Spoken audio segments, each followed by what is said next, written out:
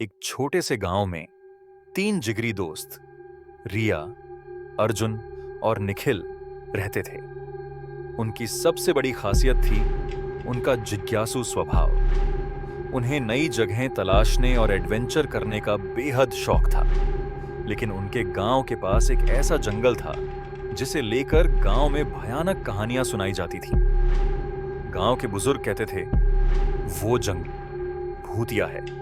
रात को वहां से अजीब आवाजें आती हैं और जो भी उस जंगल में गया है वो कभी लौटकर नहीं आया।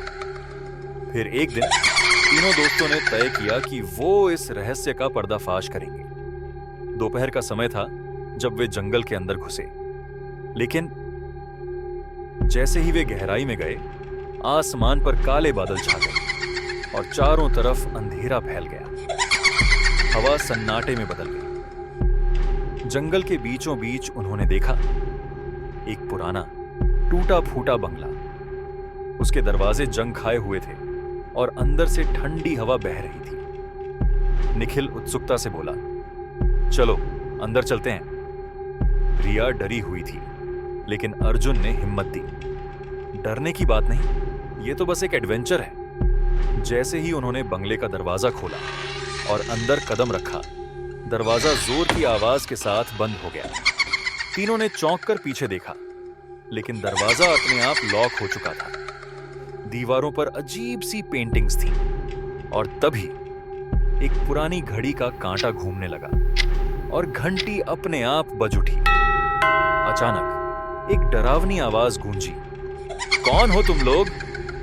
तीनों डर के मारे एक दूसरे से चिपक गए और फिर उनके सामने एक सफेद परछाई प्रकट हुई। परछाई ने कहा, डरो मत, मैं इस जंगल की रखवाली करती हूं।